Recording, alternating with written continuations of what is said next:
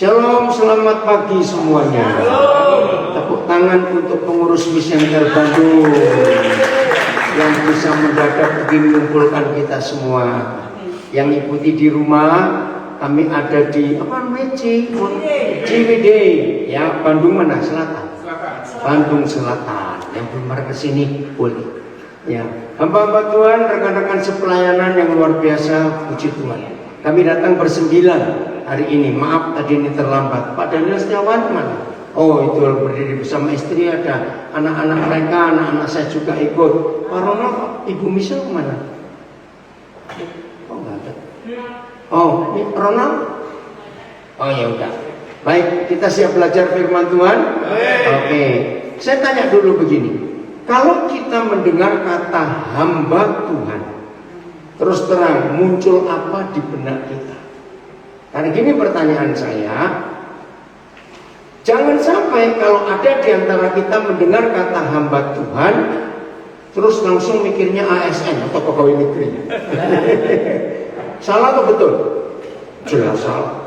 Nah, maka itu, kalau kita mikir begitu mendengar kata hamba Tuhan, yang muncul apa di benak kita? Bekerja. Ayo, 3 lagi. Saya minta 4 orang jawab. Bekerja. 1, 2. Satu jangan pernah apa? Mengabdi. Ibu-ibu sekarang sudah berdua bapak. Ayo, mana ibu-ibu mendengar kata hamba Tuhan apa? Saya nggak kelihatan yang di sini. Ya. Ayo, apa? Ibu yang baju kotak-kotak bisa pindah ke sini atau ke sini? Supaya saya lihat. Ya, ayo. Karena saya ini kalau ngajar harus lihat wajah orang. Apalagi harus pakai masker semua, nggak kelihatan ini. Saya nggak tahu sudah senyum atau marah, nggak tahu. Nah begitu. Ayo, 2 ibu lagi, mengabdi, bekerja, melayani. 1 lagi ibu, mendengar kata hamba Tuhan apa yuk? Ayo, 1 ibu, yang bapak sudah 2. Melayani, mengabdi, bekerja. Ayo 1 lagi ibu. Setia. Maaf, bukan itu. Yang betul adalah kalau kita mendengar kata hamba Tuhan, baca 1 Korintus 3 ayat 9. Harusnya kita mikir ini. 1 Korintus 3 ayat 9. Ayo semuanya membaca. Nah, 1 Korintus 3 ayat 9. Udah? 1, 2, 3. Karena kami ulang serentak. Ayo, ibu-ibu nggak bawa Alkitab? Mana Alkitabnya? Ayo, baca. Sudah? 1, 2, 3. Karena kami adalah kawan sekerja Tuhan. Terus kamu adalah ladang Tuhan dan bangunan Tuhan. Oke, sekarang saya tanya. Kami adalah kawan sekerja Tuhan. Kaminya itu siapa? Enggak, ya siapa? Kami itu siapa di sini? Saya, kita. Kamu adalah ladang Tuhan dan bangunan Tuhan. Kamu siapa? Siapa yang lain jawab? Sini belum jemaat, yang belakang apa Pak? Jemaat yang lain? Kamu itu siapa di sini? Ayo. Milik Tuhan. Milik Tuhan. Bukan, betul. Kamu nggak cuma jemaat. Salah kalau cuma jemaat. Kamu adalah semua orang yang belum diselamatkan. Nah, saudara, rekan-rekan pelayan, setiap kali kita mendengar kata hamba Tuhan, maka yang harus muncul di benak kita adalah kita ini kawan sekerja Kristus. Apa kata lain kawan sekerja? Ayo, kawan sekerja, mitra, rekan. Ada nggak yang lebih gampang, lebih mudah dicerna, dimengerti? Mitra betul, rekan betul, tapi lebih daripada itu, sahabat. Oke, naik lagi. Oke, begini. Tidak semua kita mengerti kata partner atau mitra kerja. Tidak semua kita.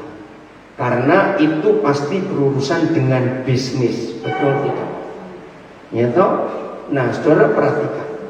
sehebat-hebatnya satu perusahaan kontraktor terkenal. Sebut di Indonesia ini ada Hutama Karya, ada Nidya Karya, ada Mulia, ada macam-macam. Saya tanya, ya, ayo kita belajar. Mampu nggak mereka kerja sendiri tanpa subkontraktor? Ngerti kalimatnya? Mampu tidak? Tidak. Selalu cari partner. Nah, tahu ya konsep? Beri saya 3 persyaratan. Misalnya semua kita ini pengusaha-pengusaha. Misalnya ya, kita ini pengusaha-pengusaha. Dan kita perlu partner. Ya. Hei, jangan ribut. Dengaran suaranya di sini. Ya, dengarin ya. Kita ini pengusaha-pengusaha semua. Dan kita ini perlu partner, perlu mitra, perlu rekan sekerja. Beri saya 3 kriteria, 3 persyaratan kalau kita milih teman sekerja. 1, harus yang apa? Bisa. Oke, sebetulnya saya nggak ingin yang hal-hal rohani dulu. Oke, dipercaya ya. 1, 2. Punya duit. Nah, itu dia, punya duit. Nomor 1 itu. Nah, ajak teman yang nggak punya duit yang ngapain? Punya kemampuan di bidangnya. Ya, oke. Jadi 1, punya duit. 2, apa tadi Pak yang masker merah? Bisa dipercaya, punya kemampuan di bidangnya. Betul? Saya balik. Ketika Tuhan Yesus membutuhkan partner, mitra, rekan sekerja, saya tanya dulu, saudara, siapa yang percaya bahwa Bapa di surga itu punya proyek besar di dunia ini? Betul atau tidak? Betul. Besar proyek ini. Sejak Taman Eden, itu berapa ribu tahun yang lalu, sudah berganti-ganti partner Tuhan. Dari Adam gagal, panggil Nuh partnernya gagal, tak berhasil. Gagal karena anak cucu Nuh nggak bertobat.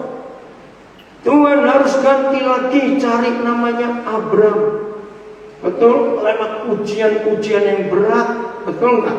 Ujiannya Abram menjadi sahabat Tuhan, partner Tuhan itu berat atau ringan? Berat. Gagal. Muncul Yusuf, berhasil.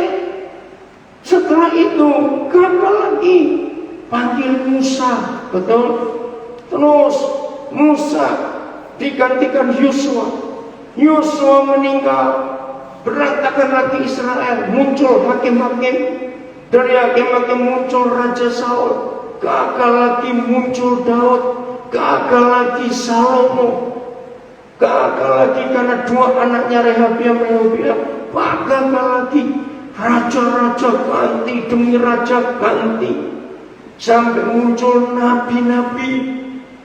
Saudara lihat, puncaknya Tuhan turun tangan sendiri menjadi manusia, namanya Yesus Kristus. Nah, saya pikir begini ya, ayo kita berpikir, berapa ribu tahun itu dari Kejadian 3 sampai Maleaki, akhirnya 400 tahun, betul? Yahweh Tuhan diam, enggak bicara sama sekali karena dia capek. 400 tahun kemudian Gabriel datang kepada imam besar sekalian untuk memberitahukan Yohanes akan lahir. Akhirnya datang Tuhan Yesus. Nah, saya pikir begini, saya tanya kepada saudara, kira-kira saudara setuju juga enggak kalau saya katakan logika saya waktu itu, setelah dia jadi manusia, saya pikir dia nggak cari orang lagi. Ayo, kira-kira kalau Tuhan model kita dari Adam sampai Maleaki gagal semua, masih cari orang lagi? Ayo saya tanya, mau coba logikanya, masih cari orang lagi? Enggak. Udah sekian banyak gagal semua. Tapi nangis saudara saya. Kalau saudara baca Lukas 6, semalam-malaman dia berdoa, cari murid lagi. Nah, kalau saya pakai istilah ini, maaf ya, Tuhan ampuni saya, tapi ini supaya gampang dimengerti. Kok Tuhan nggak tobat-tobat? Loh, ngerti nggak kalimat ini? Harusnya tobat nggak saudara? Berapa banyak orang sebagai partnernya, nggak ada yang benar. Masih cari orang lagi. Sedikit atau banyak yang dicari hari itu? Iya, sedikit atau banyak? Saya nggak tanya jumlahnya. Sedikit atau banyak? Dikit. Cuma 12 kok. Mari kita renungkan. Dipilih dengan doa semalam-malaman.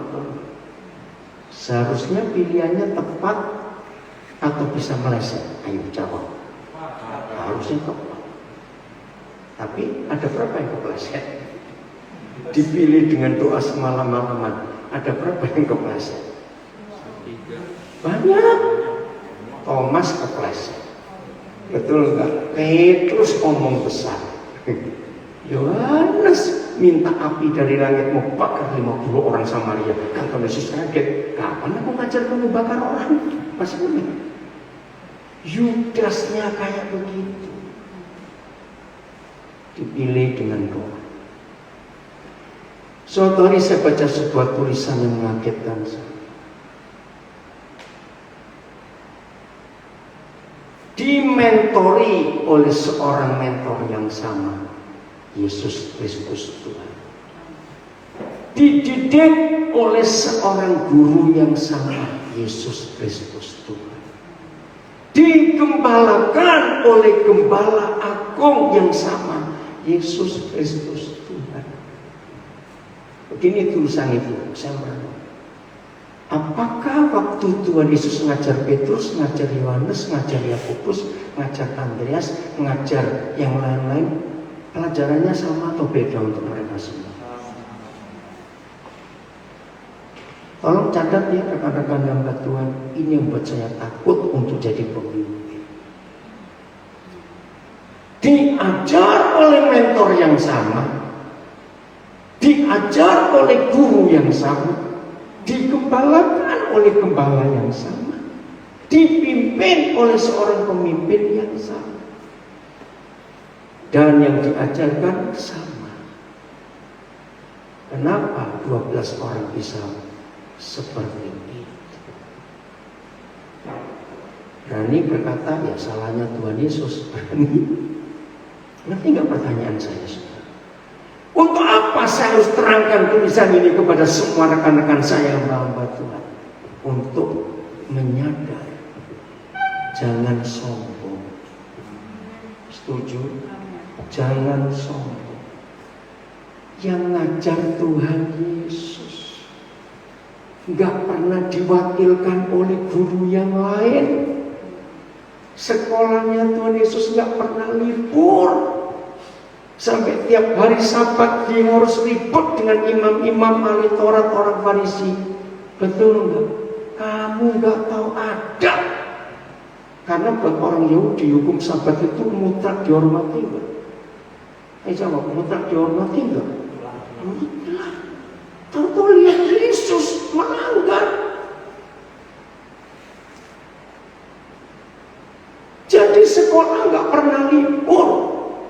Gurunya nggak pernah ganti. Toh yang diajar ada yang kepleset, ada yang mirip-mirip. Apalagi yang ngajar model-model kita ini. Jadi apa itu orang-orang? Ngerti nggak logika ini sudah? Maka itu takut akan Tuhan adalah modal. Nah, saya kembalikan kepada 3 kriteria yang saudara sebutkan.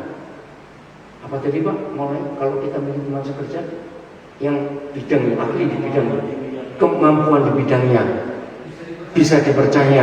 Pak Dene bilang punya duit. Nah sekarang kita tanya, kita yang dipilih menjadi teman sekerja Yesus, 3 kriteria itu ada nggak pada kita? Pret. Loh, betul nggak? Nggak ada. Duit punya berapa? Ih, maaf. Loh, betul nggak saudara? Kemampuan di bidangnya apaan? Betul. Apa tadi? Setia. Bisa dipercaya. Ayo. Di situ saya menangis. Kok masih mau dia pilih kita? Sadar nggak? Logika ini sudah sadar. Kita ini nggak masuk hitungan.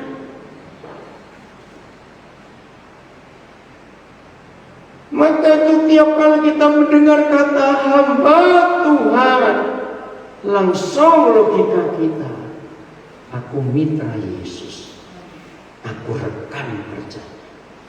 Oke, pertanyaan yang terakhir baru saya lanjut.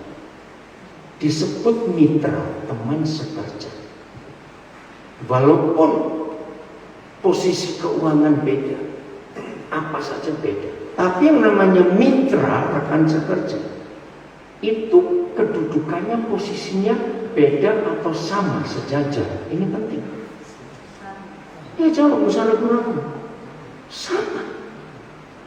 Wih, di situ saya lebih kaget lagi. Ayo jujur dengan rendah hati. Mau diapa-apakan secara logika, bisa nggak kita naik untuk sama dengan Yesus? Jawabannya bisa nggak? Nggak bisa. Tapi toh dia tetap menghargai kita sebagai teman sekerja. Ini harus kita sadari. Maka itu satu-satunya pelayanan di Indonesia yang ada kata mitra. Cuma misalnya mitra misi. Betul? Karena Tuhan menghargai kita sebagai teman sekerjanya. Maka itu begini kalimat saya, jangan ada yang tersinggung. Kalau kita sadar bahwa kita itu nggak ada apa-apanya dalam semua hukum, prinsip, teori bermitra dengan Tuhan Yesus, terus kita masih bengkok-bengkok, sombong-sombong, keterlaluan nggak kita ini? Maaf. Jawab dong, keterlaluan nggak kita ini? Sangat keterlaluan. Maka itu penting sekali kita menghargai ini. Saya nanti akan kupas dari 3 saudara tadi, 1 yang bisa dipercaya itu penting. Mari kita buka Yohanes 12 ayat 26. Ada 3 kriteria di dalam ayat ini. Yohanes 12 ayat 26, siapa kita? Yohanes 12 ayat 26. Ada 3 kriteria. Udah, Yohanes 12 ayat 26, tolong dicatat, garis bawahi. Kalimat pertama kita baca, 1, 2, 3. Dan setiap orang yang hidup. 12 ayat 26. Nah, itu barang siapa? Kaget saya. Saya pikir saya yang salah. Oke, ulangi. Yohanes 12, 26. Kalimat pertama. Maka itu yang, maaf ya Pak. Pak siapa namanya Pak? Pak Markus. Pak Markus enggak. Maaf ya Pak Markus, saya akan nyebut tapi bukan tentang Pak Markusnya, karena kita bisa salah juga. Nah ini loh yang sering terjadi dalam gereja. Maaf ya Pak Markus, saya cuma memberi contoh loh, jangan-jangan lo ya kok kebetulan di depan saya. Begini, sering kali ini terjadi di Indonesia juga. Saudara lihat hari-hari terakhir ketika kasus-kasus intoleransi makin gila, apa yang diminta oleh yang lain? Hei, yang tahu itu benar, ayo bersuara. Sebab yang paling kencang bersuara sekarang yang salah. Loh, iya atau tidak? Loh, saya tanya iya atau tidak? Nah, ini contoh, bukan Pak Markus yang salah. Karena yang paling kencang, yang paling dengar, yang lain nggak berani kencang suaranya. Maka itu saya, loh kok jadi lain ayatnya? Saya jadi bingung, yang salah saya atau siapa? Ngerti ya? Ini contoh betul, saudara. Maka itu gereja harus berani bersuara. Katakan amin. Amin. Untuk tampil benar. Kalau benar, katakan benar. Kalau salah, katakan salah. Karena Tuhan Yesus berpesan, selebihnya dari ya dan tidak, itu pasti berasal dari. Nah, dan itu terjadi di Indonesia. Suara kejahatan lebih kencang daripada suara kebenaran. Betul atau tidak? Ini fakta Indonesia. Ayo kita serang bangkit, berani bersuara, karena kita benar. Amin. Ayo semua baca Yohanes 12 ayat 26. Kalimat pertama. 1, 2, 3. Stop dulu. Nah, jadi kuncinya, statusnya hamba Tuhan adalah di kalimat ini. Ini yang ngomong Tuhan Yesus. Barang siapa ngapain? Nah, yuk, barang siapa ngapain? Melayani aku. Nah, ada 3 ciri, ada 3 tanda. Jadi untuk ngecek, untuk ngetes, ya, mulai dari diri kita sendiri. Kalau saya disebut melayani Tuhan, barang siapa melayani Yesus, maka tesnya adalah di Yohanes 12 ayat 26. Begitu pula kalau kita ketemu rekan-rekan yang baru masuk pelayanan, maka tesnya juga 3 ini. 1, ngapain? Barang siapa melayani aku? 1, Dia harus nah, stop. Kata harus. Kalau kita mendengar kata harus, bisa ditawar.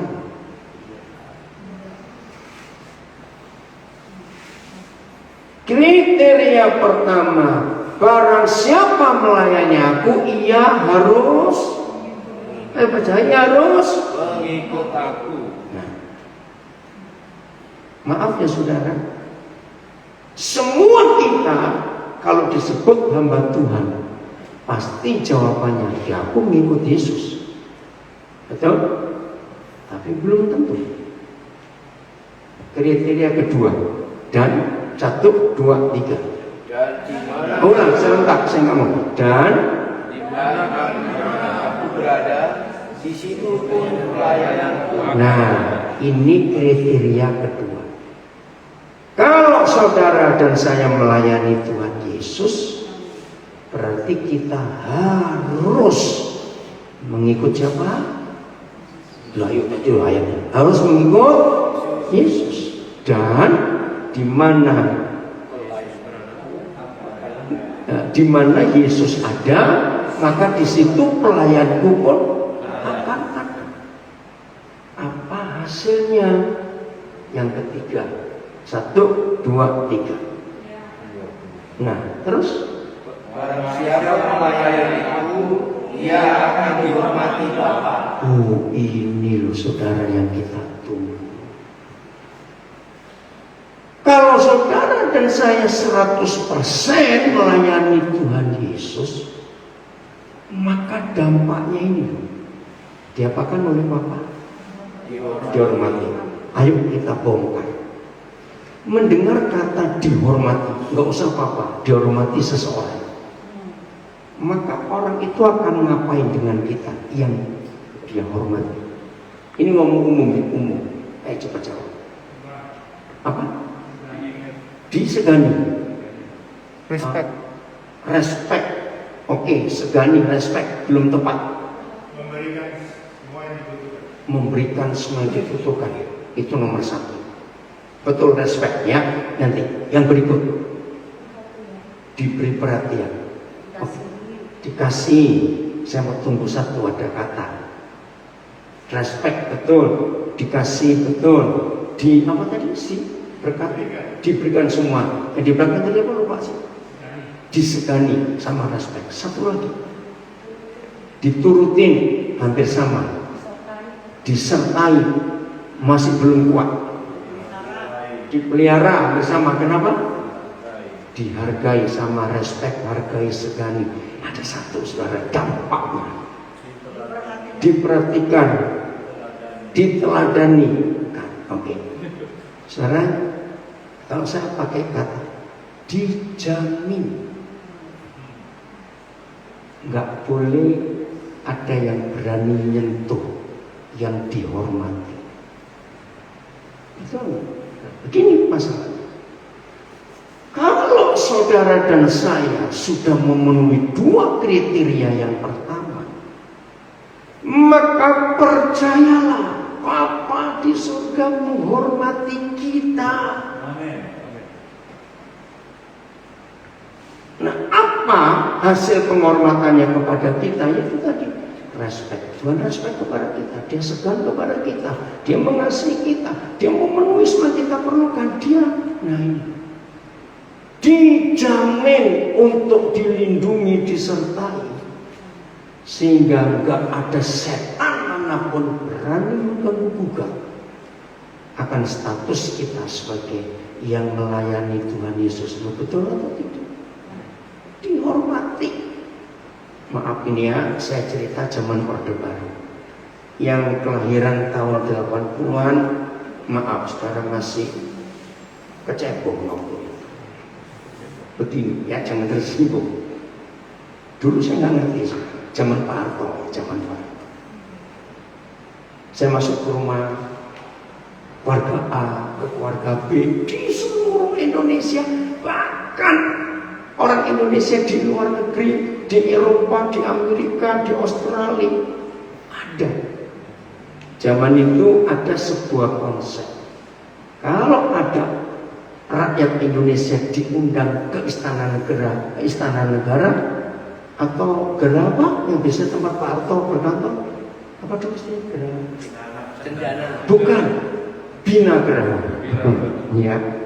Terus kalau salaman dengan Pak Harto ada apa? Zaman dulu loh. Bukan amplop, jangan. Iya, foto. Betul tidak? Nah, jadi saya pikir kenapa ya di rumah ini ada foto Pak Harto dan selalu foto itu dibuat gede, bukan?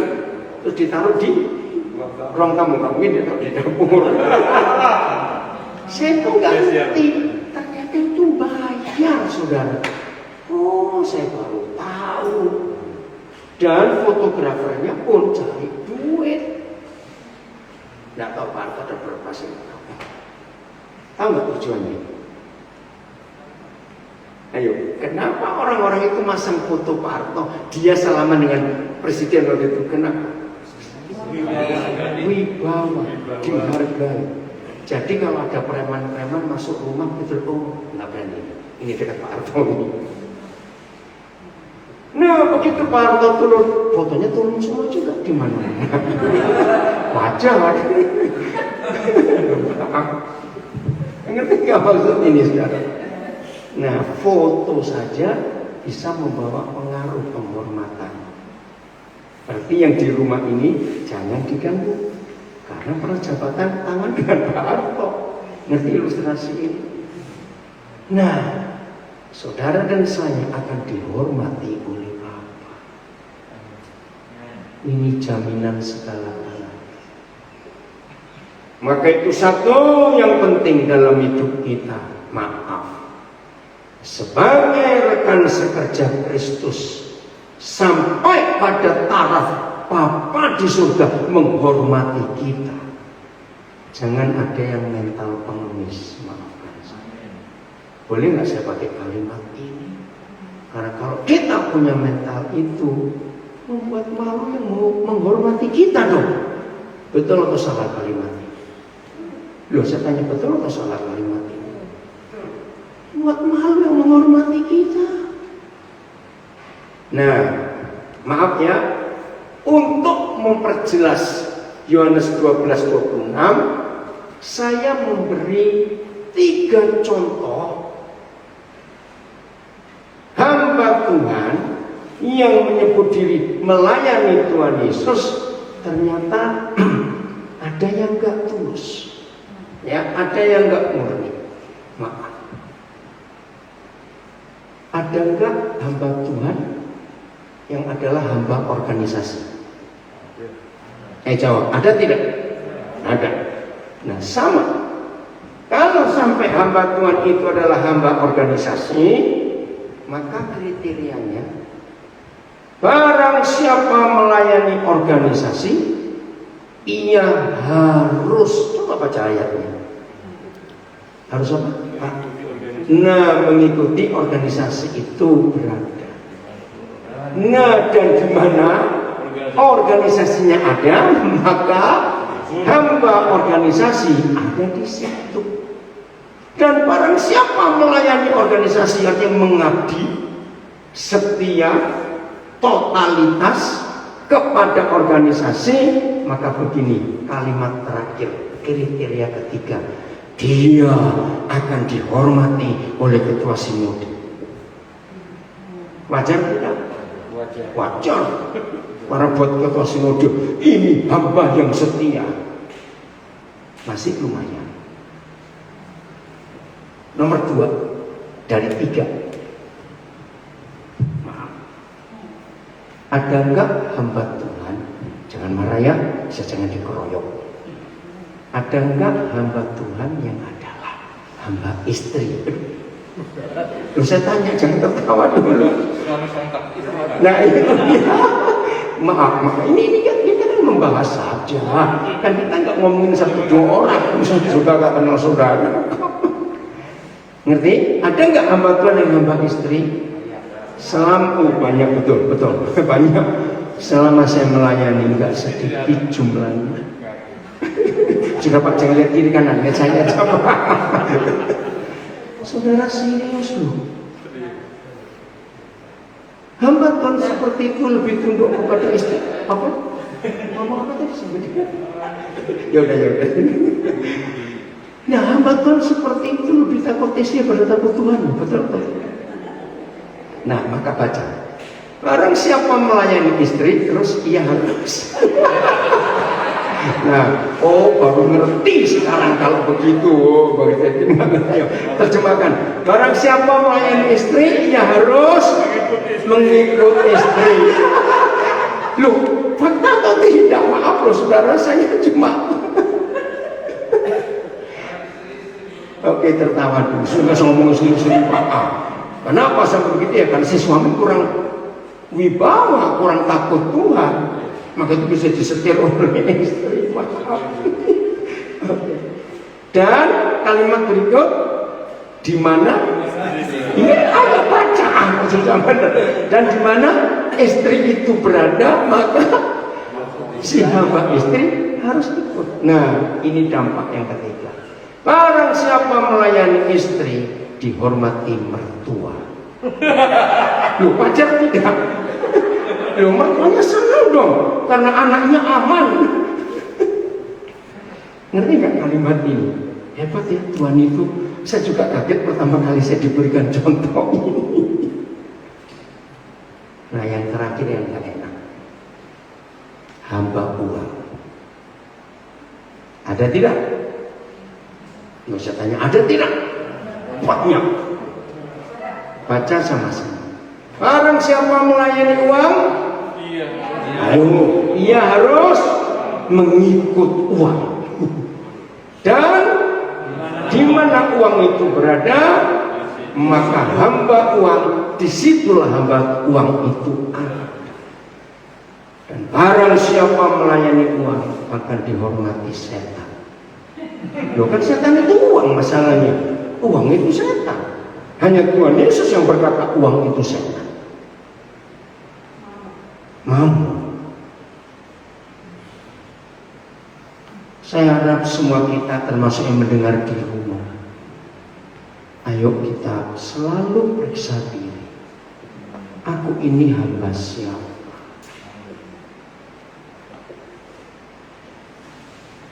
Serius.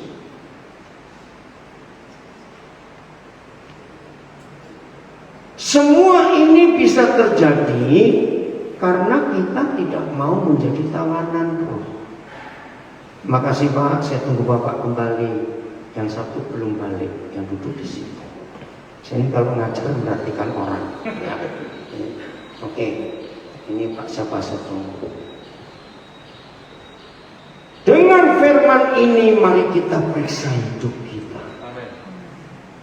Berarti ada 4 kriteria. Hamba Tuhan Yesus yang benar, hamba istri, hamba organisasi, dan hamba uang. Kiranya tidak ada seorang pun di antara kita ada di nomor 2, 3, dan 4. Biarlah kita ada di nomor 1. Tetap hamba Yesus. Dan berdiri yang punya kursi datang. Tadi di situ, saya cari tempat. Ngerti nggak ini saudara konsepnya? Oke. Terus gimana caranya supaya kita tetap berstatus hamba Tuhan? Kisah Rasul 20 ayat 21. Kisah Rasul 20 ayat 21. Mari kita lihat. Saya senang kalau melihat ada orang belajar nada terus. Ini ibu. Ibu siapa namanya, Bu? Linda. Pelayanan di mana? Ujung Berung. Itu catatannya sudah banyak sekali. Karena saya ini seorang pendidik. Ya, maka itu lihat cara saya ngajar, saya harus pelan. Ya, tolong ya rekan pendeta, saya itu berapa kali ketemu pengkhotbah, ngomongnya cepet sekali gitu loh. Saya jengkel, itu ngomong sendiri aja, nggak bisa didengerin. Nah, kelihatannya, lebih urapan. Enggak, itu pura-pura. Karena kecepatan ngomong. Pernah nggak dengar ada pengkhotbah? Pernah nggak? Nah, jangan seperti itu. Kasihan yang dengar. Setuju saya ngomong? Apalagi yang tua-tua. Sudah hilang semua. Sudah nggak dengar, nggak bisa ngikuti. Atau juga caranya baca, intonasi itu menentukan. Ya, lihat suasana di tulisan itu. Itu intonasi menentukan. Nah, kalau itu penekanan yang kuat, jangan bacanya datar. Itu. Jadi intonasi itu menentukan. Udah, ayat 21. Kisah Rasul 20. 1, 2, 3. Aku senantiasa bersaksi kepada orang-orang Yahudi dan orang-orang Yunani supaya mereka bertobat kepada Allah dan percaya kepada Tuhan kita Yesus Kristus. Stop dulu. Saya tanya, keluarkan satu kata, bukan kalimat, yang sangat penting dan itu kunci. Kata apa? Bukan. Ayo, jangan diurut, kalau diurut ya ketemu nanti. Langsung. Satu kata penting. Saya harus batasi 3 orang, kalau enggak ketemu. Aku saksi. Itu sudah 2. Satu lagi terakhir. Nah, saudara enggak menemu rahasia. Setia bukan. Percaya. Sudah cukup. Senantiasa. Itu kata kunci. Apa kata lain senantiasa? Selalu, terus menerus, konsisten. Apa yang selalu, yang terus menerus, yang konsisten kita kerjakan, aku senantiasa. Nah, bukan berkhotbah. Saya selalu menekan untuk melarang orang masuk sekolah teologi atau sekolah kita. Kenapa? Karena di Alkitab nggak ditulis suruh sekolah. Untuk jadi pengkhotbah perlu belajar teologi. Tapi Tuhan nggak panggil kita jadi pengkhotbah. Kalimat terakhir waktu dia mau naik ke surga, jadi saksi, bukan jadi pengkhotbah. Apa bedanya pengkhotbah dan pesaksi? Menjadi seorang saksi itu nggak perlu sekolah. Saksi itu cuma menceritakan ulang apa yang dilihat, apa yang didengar dan apa yang dialami. Titik. Jadi bukan dipanggil untuk jadi pengkhotbah, tidak. Maka itu ketika banyak orang ingin dipakai Tuhan soal kitab, salah. Salahnya di mana? Salah yang paling fatal. Saya percaya nggak masing-masing sekolah Alkitab itu hanya pegang satu doktrin. Loh ya atau tidak? Coba jawab. Nah, untuk mengenal semua doktrin di dunia, maka orang itu harus kuliah di semua sekolah teologi di dunia. Jawabannya mati.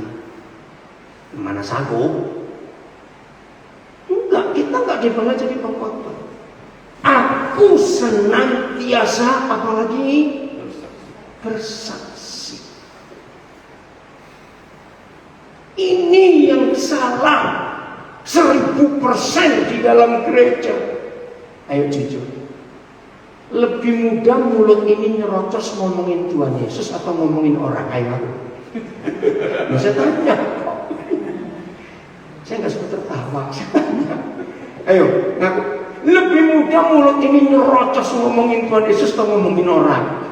Nah, ini kesalahan kita. Kalau ngomong tentang Yesus ini mulut kayak kekunci. Tapi kalau ngomongin orang bisa nggak habis-habis. Saya bisa mikir banyak dari mana kok kamu banyak salah. Ngerti nggak? Ini kesalahan kita. Jadi ciri-ciri hamba Tuhan Yesus Kristus adalah senantiasa bersaksi tentang Dia. Nanti tanya anak saya Andreas. Kami nggak pernah ketemu. Cuma karena urusan sesuatu, saya harus kontak dia. Tapi Tuhan suruh saya bersaksi tentang apa yang dialami sejak dia masih kecil. Dan dia kaget. Bayangkan. Nggak pernah tahu. Nggak perlu ketemu. Luar biasa Tuhan bekerja dalam hidup. Nah, inilah ayat 21. Senantiasa bersaksi tentang siapa? Baca. Atau ulangi lagi. 1, 2, 3.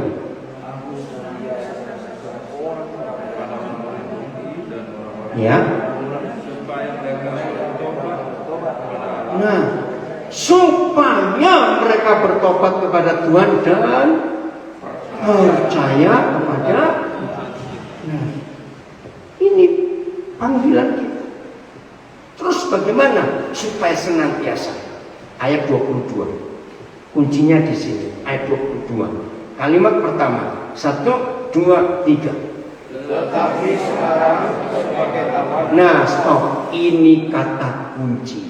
Tetapi kapan? Sekarang. Nah, sekarang kalau baca Alkitab ada kata sekarang, saudara harus ganti tiap hari. Ngerti nggak maksud saya? Kata sekarang dibaca 10 tahun yang lalu, dia bunyinya apa? Iya apa? Sekarang. Kita baca besok? Sekarang. Kita baca tahun depan? Nah, jadi kita ganti.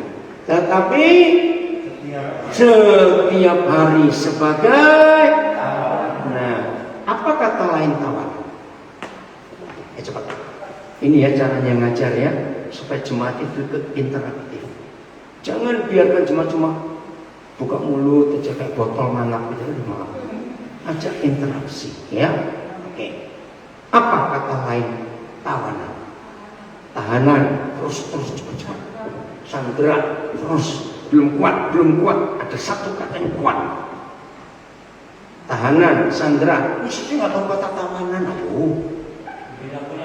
Tidak punya pilihan. 2 lagi. Budak. 1 lagi. Tawanan. Hamba. Nggak punya pilihan. Apa punyanya? Nggak punya kuasa. Disetir, dibelenggu, diatur, dikuasai, ditaklukkan. Itu semua ada dalam satu kata tawanan. Saya percepat. Bisa nggak hamba Yesus Kristus menjadi tawanan duit? Lah ya jawab. Bisa nggak hamba Yesus Kristus menjadi tawanan uang? Bisa. Bisa nggak hamba Yesus Kristus menjadi tawanan percabulan? Tawanan iri hati? Tawanan kemarahan? Tawanan kekhawatiran?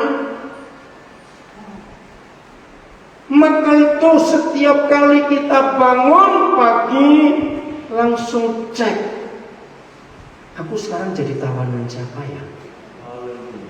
Cek. Terpujilah Bapa di dalam nama Tuhan Yesus Kristus. Kalau tiap pagi kita bangun, kita menemukan diri kita tetap jadi tawanan roh, nggak punya pilihan selain yang Roh Kudus. Percayalah, kalau setan melihat dan menemukan bahwa saudara dan saya adalah tawanan roh, setan gak berani ngapa-ngapain. Karena mereka tahu, oh ada yang punya. Betul nggak? Siapa yang punya kita? Roh Kudus. Siapa berani melawan? Lanjut, ngapain dia sebagai tawanan roh? Masih ayat 22. Coba. Aku pergi ke, nah stop, bukan tur Israel ke Yerusalem, awas ini. Ngapain ke Yerusalem? Baca. Dan aku tidak tahu apa yang terjadi atas diriku di situ. Ayat 23. Nah stop dulu. Apa kata lain selain? Ini penting, ini kata kunci. Selain apa kata lainnya?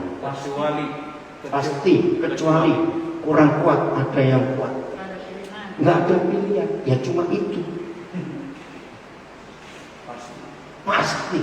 Maka itu hidup ini selalu ngecek, adakah pilihan dalam hidupku? Kalau saudara dan saya masih menemukan ada pilihan, ada A, ada B, ada C, jangan harap kita bisa jadi tawanan roh. Sebab menurut Kejadian 6, roh Tuhan nggak mau berbantah-bantah dengan manusia. Betul? Nah seperti itu. Ketika Tuhan tahu ada di antara kita masih punya alternatif, masih punya pilihan, berdoa, puasalah sampai kurus kering, hanya untuk minta Tuhan tolong bicara, tolong pimpin Tuhan, kami sedang bingung, mesti kemana. Selama Tuhan melihat saudara dan saya masih punya pilihan, tidak akan dia bicara. Kenapa? Ketika dia ngomong, kita pasti melawan. Karena kita sudah punya pilihan. Ngerti? Dalam perjalanan saya dari Makassar, kota Makassar ke bandara, sebelum saya ke Jogja, diantar oleh seorang pengusaha dan ditanya, kenapa Pak Daniel begitu cepat? Dari Amerika, saya tinggal di Amerika, terus Tuhan bilang suruh ke Irian, ke Papua, saya cepat berangkat. Saya nggak pakai doa lagi. Saya jawab pakai ayat ini. Saya itu hidup nggak punya pilihan selain kehendak Tuhan. Maka itu Tuhan gampang bicara. Abraham, kenapa begitu gampang mentaati suara Yahweh Tuhan? Saya tanya, Abraham kenal nggak yang ngajak ngomong siapa untuk pergi? Ini pertanyaan penting. Pertama kali Yahweh Tuhan bicara kepada Abraham di Kejadian 12 ayat 1. Abraham sudah kenal belum yang ngomong ini siapa? Ayo jawab orang belum. Nah ini kan nekat. Ayo jujur. Pak Budi sudah kenal bukan? Terlalu gak kenal Pak Budi. Kemarin malam Pak Budi memberi perintah. Ya Pak Markus lah kan yang di depan saya. Pak Markus besok ke Bandara Kertajati misalnya ini kan. Ajak keluarga. Kemana Pak Budi? Gak usah tanya, pokoknya berangkat. Langsung berangkat atau berunding? Berunding dong. Ajak keluarga. Tapi yang dulu nggak bilang suruh kemana. Loh Abraham ini nggak kenal yang ngomong siapa. Berangkat nggak? Nggak ada pilihan. Kenapa bisa Maria? Ayo saya tanya jujur. Zaman itu banyak gadis ya. Bisa tanya cepat. Banyak. Kenapa kok milihnya Maria? Karena Tuhan tahu hari ini nggak punya pilihan. Suruh hamil, iya. Belum menikah, suruh ini, iya. Nah, apa di surga akan gampang memerintah kita? Kenapa Andre? Udah tahu kan? Nah, Papa di surga akan gampang berbicara kepada saudara dan saya ketika Papa tahu kita nggak punya pilihan. Dan untuk itu nggak perlu doa puasa kelamaan. Jadi mendengar suara Tuhan cuma satu syaratnya, nggak punya pilihan selain baca ayat 23. Selain apa? 1, 2, 3. Nah, selain daripada yang dinyatakan siapa? Roh Kudus. Kenapa? Karena ayat 22 Paulus itu tawanan roh. Jadi nggak ada yang lain yang dinyatakan Roh Kudus bahwa dari apa? Kemana? Dari apa? Dari kota ke kota? Nah, bukan hotel dan restoran. Apa yang menanti? Penjara dan sengsara. Ayat 24-nya itu luar biasa. Itu seperti ayat 21 senantiasa. 1, 2, 3. Tetapi aku tidak menghiraukan Nah, tidak menghiraukan nyawaku berapa? Sedikit pun. Artinya mati ya mati. Udah gitu aja. Betul tidak? Hidup ya hidup. Udah. Terus? Asal saja temukan. Mari masing-masing kita jujur. Kalau sampai Papa di surga masih mengetahui asal saja, aku punya rumah dulu di Kota Baru Parayangan misalnya. Aku baru mau pergi Tuhan.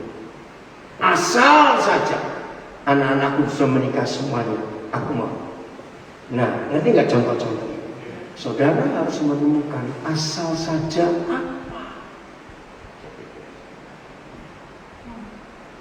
Ngerti ya? Nah, apa yang pilihan Paulus? Tidak ada, asal saja baca. Mencapai garis akhir, yaitu menyelesaikan cepat pelayanan yang ditugaskan Tuhan Yesus. Bukan ditugaskan sinode, bukan ditugaskan mertua, bukan ditugaskan uang. Ditugaskan siapa? Tuhan Yesus. Terus kepadaku memberi kesaksian ditugaskan Allah. ya, ini hamba Tuhan. Tidak ada yang lain boleh memberi tugas kepada kita selain Tuhan Yesus. Ini baru betul-betul hamba Tuhan Yesus. Bukan berarti kita harus melawan organisasi. Roh Kudus lebih kita hormati. Jelas saudara, inilah pelayanan kita. Inilah hamba Tuhan yang sesungguhnya. Luar biasa kalau itu boleh terjadi senantiasa dalam hidup kita. Ayat yang terakhir, Filipi 2:21. Maka akhirnya di sesi ini kita belajar kepentingan siapa yang kita lakukan dan kerjakan. Udah? 1, 2, 3. Sebab semuanya Yang kuat tahu suaranya nggak kenceng karena harus masuk rekaman. Pasien ini Andreas Mariwana saya yang merekam. 1, 2, 3.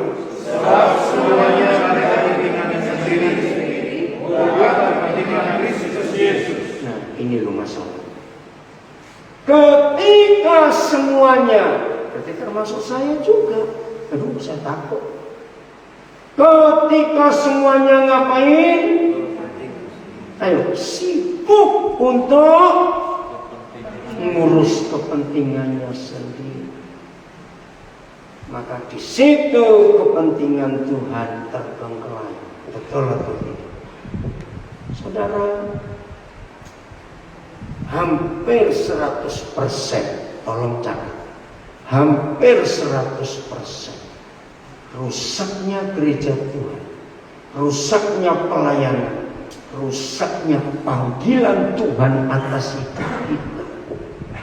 Karena kita sibuk ngurus kepentingan sendiri. Lah aku gimana? Terus keluarga aku gimana? Nanti anakku bagaimana?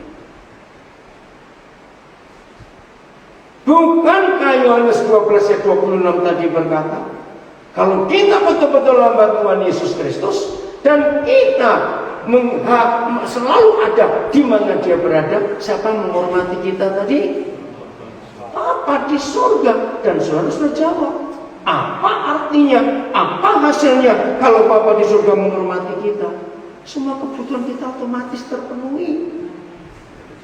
Termasuk masalah masa depan anak-anak kita, keluarga kita. Karena kita dihormati.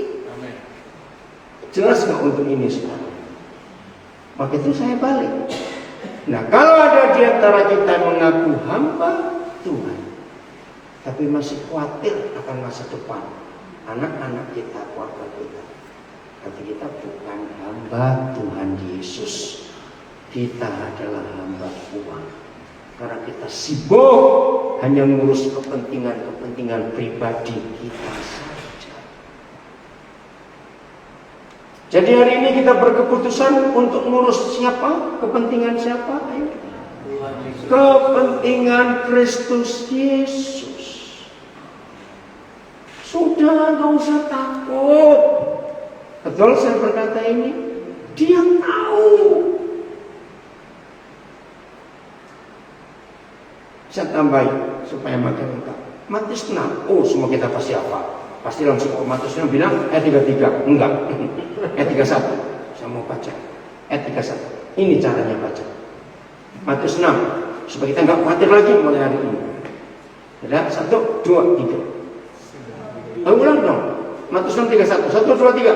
Sebab itu janganlah kamu khawatir dan berharap apa yang akan kamu makan, apa yang kamu minum, apa yang kamu pakai. Nah, stop. Berapa hal yang kita nggak boleh khawatir? 3. Apa saja? Makan, minum, pakai. Nah, itu kata semuanya. Oke? Ayat 32. Nah, stop. Bacanya diganti. Apa semuanya? Makan, minum, pakai itu yang cari siapa? Yang tidak mengenal Tuhan. Nah, pertanyaannya, kalau yang kenal Tuhan perlu cari enggak? Enggak perlu. Yang cari 3 hal itu yang tidak mengenal. Tapi karena kita miliknya, perlu ikut cari tidak? Nah, ini loh masalahnya. Sebab, nah kata sebab ada enggak? Coba. Sebab bagaimana? Sebab, ayo baca. Ayat 32. Sebab, berapa menit yang tinggi? 1,5 Berapa? 1,5 menit. 1 menit. Sebab, Bapamu yang di surga tahu bahwa kamu memerlukan makan, minum, pakai. Oke, ini jaminan yang Tuhan berikan kepada kita. Jadi nggak usah ikut cari, sebab Bapamu yang tahu kita perlu. Haleluya. Nah, baru ayat 33. Baca. Sebab carilah kerajaan Tuhan beserta kebenarannya, maka semua semuanya apa? Itu caranya baca. Carilah dulu kerajaan surga beserta kebenarannya, maka makan, minum, pakai akan ditambahkan kepadamu.